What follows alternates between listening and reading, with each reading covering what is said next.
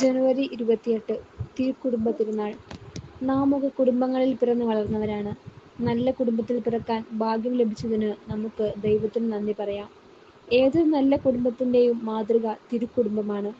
ആ കുടുംബത്തിൽ വളർന്നു വന്ന യേശു ജ്ഞാനത്തിലും പ്രായത്തിലും ദൈവത്തിന്റെയും മനുഷ്യരുടെയും പ്രീതിയിലും വളർന്നു വന്നു. ലൂക്ക 2:52. നമ്മുടെ വിശ്വാസത്തിന്റെ പള്ളിക്കൂടമാണ് നമ്മുടെ കുടുംബം. നമ്മുടെ വിശ്വാസ പരിശീലന ക്ലാസുകളിൽ എന്തു വലിയ കാര്യങ്ങൾ പഠിച്ചാലും ദൈവശാസ്ത്രത്തിൽ ഡോക്ടറേറ്റ് നേടിയാലും വിശ്വാസം ജീവിതഗന്ധിയാകണമെങ്കിൽ അത് കുടുംബത്തിൽ നിന്ന് സ്വായത്തമാക്കിയിരിക്കണം. കുടുംബം എന്നാൽ കൂടുമ്പോൾ ഇമ്പമുള്ളതാണെന്നർത്ഥം.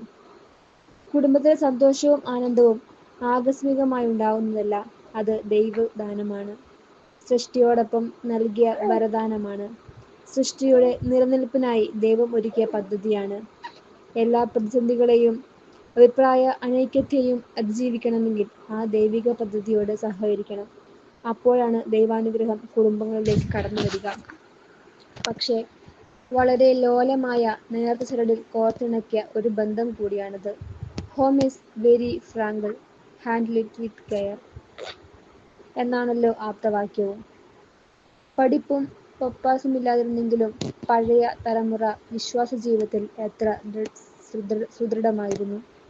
പഴയ തലമുറയും പുതിയ തലമുറയും കൂടി ചേരുന്ന ഒരു പ്രത്യേക കാലഘട്ടത്തിലാണ് നാം ജീവിക്കുക.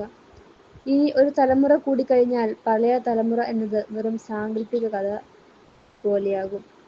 ഒരിക്കലും ചിന്തിക്കാൻ പോലും പറ്റാത്ത അത്ര അന്യമായിരിക്കുമത്. ശരാശരി 7 മക്കളുള്ള കുടുംബങ്ങൾ. കുടുംബ പ്രാർത്ഥന മുടക്കുക എന്നത് അചിന്തനീയമായിരുന്നു. ഇന്നോ കുർബാനയും കുടുംബ പ്രാർത്ഥനയുമൊക്കെ രണ്ടാമത്തെയും മൂന്നാമത്തെയും സ്ഥാനത്തേക്ക് മാറി. 1-2 കുട്ടികൾ മാത്രമുള്ള അണുകുടുംബങ്ങൾ. കുഞ്ഞുങ്ങളെ തനിച്ചാക്കി ഭാര്യാഭർത്താക്കന്മാർ 2 പേരും ജോലിക്ക് പോകേണ്ട ഗതികേട്. മാതാപിതാക്കളുടെ തൊഴിൽ പോരായ്മയായി തോന്നിയതിനാൽ സ്വന്തമായി വരുമാനമാർഗം കണ്ടെത്തുന്ന മക്കൾ. മാതാപിതാക്കളെ വീട്ടിൽ ഒറ്റയ്ക്കാക്കി വിദേശങ്ങളിലേക്ക് കുടിയേറുന്ന കാലഘട്ടം. അവിടങ്ങളിൽ പൗരത്വം സ്വീകരിച്ച് 2 സംസ്കാരങ്ങളും കൂടിക്കലർന്ന് സ്വന്തം വ്യക്തിത്വം മറന്നുപോയ കാലം. 1-2 മാത്രമായതിനാൽ കുടുംബഭരണം ഇന്ന് കുട്ടികളാണ് നിശ്ചയിക്കുന്നത്. അവർ പറയുന്നതാണ് കുടുംബചട്ടം. ആദ്യം മൊബൈൽ, പിന്നീട് ബൈക്ക്, ചോദിക്കുമ്പോൾ മണി പേഴ്സ്. പലപ്പോഴും മദ്യത്തിലും മയക്കുമരുന്നിലും പണം തികയാതെ വഴിവിട്ട വഴിയിലൂടെ അന്യായ സമ്പാദ്യത്തിന് സകല ധാർമ്മികതയും നഷ്ടപ്പെടുത്തുന്ന കാലം. ആണും പെണ്ണും ഇക്കാര്യത്തിൽ ഒന്നിനൊന്നു മെച്ചം. എത്ര കിട്ടിയാലും മതിയാകാത്ത ദുർച്ചെലവുകളും ധൂർത്തും. വിട്ടുവീഴ്ചയില്ലാത്ത കടുംപിടുത്തങ്ങൾ. കുടുംബ കോടതികളിൽ വിവാഹമോചന കേസുകൾ കെട്ടിക്കിടക്കുന്നു. വിവാഹകർമ്മങ്ങളിൽ സമൂഹത്തെ സാക്ഷിയാക്കി വേദപുസ്തകം തൊട്ട് ഏറ്റെടുത്ത ഉടമ്പടിക്ക് കടലാസിന്റെ വില പോലുമില്ല. വിവാഹമെന്നത് ഒരു കരാർ അല്ല, ഉടമ്പടിയാണ് എന്ന് നാം മറന്നുപോകുന്നു. ഉടമ്പടി എന്നാൽ മാറ്റാനാകാത്ത സന്ധി, പ്രതിജ്ഞ എന്നാണ്. ഉദാഹരണം, ഇനിയൊരിക്കലും ജലപ്രളയം മൂലം ലോകം നശിപ്പിക്കില്ല എന്നതാണ് ദൈവവുമായുള്ള മഴവില്ലിന്റെ ആദ്യ ഉടമ്പടി. സ്വന്തം ജനമായി തിരഞ്ഞെടുത്തതിന് തെളിവായി പരിസേവന ചെയ്യണമെന്ന ഉടമ്പടിയാണ് ബൈബിളിലെ രണ്ടാമത്തെ ഉടമ്പടി.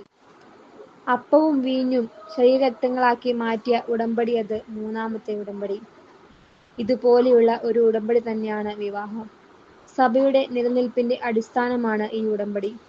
കുടുംബം ഒരു ഗാർഹിക സഭയാണ് എന്ന് പറയുന്നതിന്റെ അർത്ഥമിതാണ്. കുടുംബം ഒരു കൂട്ടായ്മയാണ്. പരസ്പരം വിട്ടുവീഴ്ചയും ശ്രദ്ധയും ആവശ്യമാണ്. എന്റെ, ഞാൻ എന്നിടത്ത് നിന്റെ, നീ എന്ന മനോഭാവത്തിലേക്ക് വളരാൻ. അത് കുടുംബത്തിൽ നിന്ന് അയൽപക്കങ്ങളിലേക്കും ബന്ധുജനങ്ങളിലേക്കും പടർന്നു കയറണം. അപരനെ പരിഗണിക്കുമ്പോൾ നമ്മുടെ സാധാരണ ജീവിതം കാനായിലെ വീട്ടിലെ സാധാരണ വെള്ള വീര്യമുള്ള വീഞ്ഞാക്കി മാറ്റിയ പോലെ എല്ലാവർക്കും ആശ്വാസകരമാകും.